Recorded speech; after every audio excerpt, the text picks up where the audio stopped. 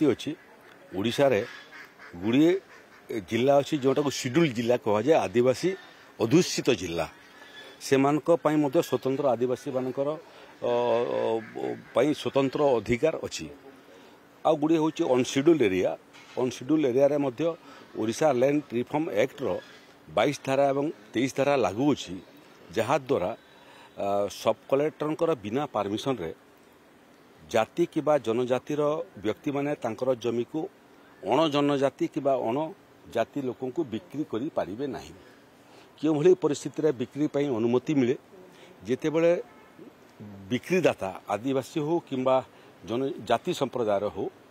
तार जदि अति जरूरी पैसा पड़ला हाथ में पैसा नथिबो धरंतु झील बाहागर कथा पड़गला कि मेडिकल चिकित्सा परिवार कार कर से समय पिलांकर पाठ पढ़ा विषय अच्छी हायर एजुकेशन अच्छी ये सब समय से तार जमीटा को बिक्री करें लब्ध पैसा ये कम करे किंतु एबे देखा दौची जे बहु समय जो माने जाति कि जनजातिर नुहंती प्रभावशाली लोक अच्छा प्रतिपत्ति संपन्न लोक अच्छा धनी लोक अच्छा से माने विभिन्न समय इमानकर जमी को हड़प करने उद्यम करुँच प्रलोभित करी प्ररोचित करी चाप प्रयोग करी विभिन्न उपाय अवलंबन करी ओडिशा रे जाति एवं जनजाति संप्रदायर लोकंकर जमी हड़प करने विभिन्न आड़ देखिकी सब कलेक्टर ऑफिस रे OLR 2223 आवेदन माने करुछंती आमे समस्त सब कलेक्टर मानक एवं कलेक्टर मानक निर्देश देइछु जे एभलिया परिस्थिति रे परीक्षा कर जे स्वतःप्रभुत्व से आसी बिक्री करने आवश्यकता दृष्टि ना ताकू किए प्रभावित करके तार जमीटा को हड़प कर नापी उद्यम करुच्ची से क्रम जहाँ आम पाखे तथ्य अच्छी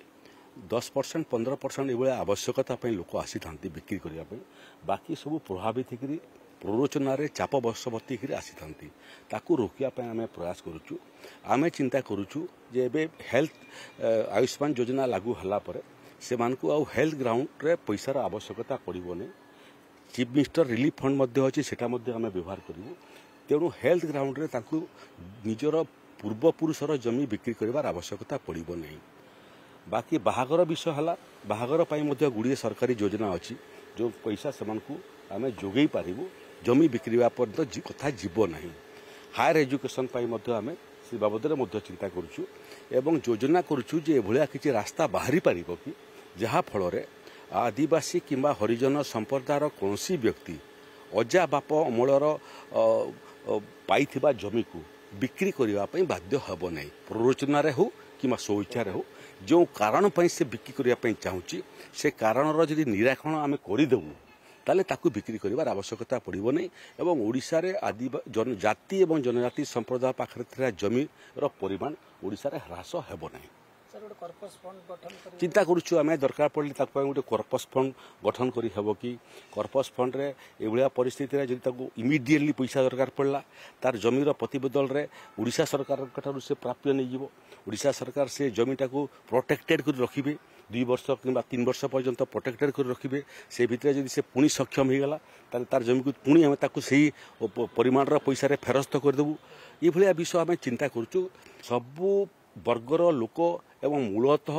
जाति एवं जनजाति संप्रदायर अधिकार सुरक्षा पाई समस्त संगे कथा लगिला परे सहमति जोटा हेबो से सहमति आधार रे आमे नुआ नियम करिया प्रयास करिबु जो नियम बल जाति एवं जनजाति संप्रदायर लोक जमी हरेबे नहीं दरिद्र हेबे नहीं तांकर जमीर सुरक्षा हेबो एवं तांकर समस्यार समाधान मध्ये हो जो माने जमी न नेबे समानकर कोन करा जिवो जो माने 2 वर्ष 3 वर्ष जदि जदि से भला धरंतु जड़े 2 वर्ष 3 वर्ष भीतर जमी नेला नहीं एवं हमको लेखिक देला जे हमको आउरी किछि समय दरकार हम अपेक्षा करबु जदि फाइनाली कहबो जे आज्ञा मोर जमीर आवश्यकता नहीं ताले से जमी को ऑक्शन करा जाय पारे एवं ऑक्शन कला बेले एटा मध्ये चिंता करा जाय पारे जे जाति संप्रदायर जमी जदि आसीथिबो जाति संप्रदाय पाखु जीवो जनजाति संप्रदायर जदि जमी आसीथिबो जनजाति संप्रदाय पाखु जीवो तेणु एटा मोटामोटी चिंता एटा कल्पना एटा आ विचार एटा।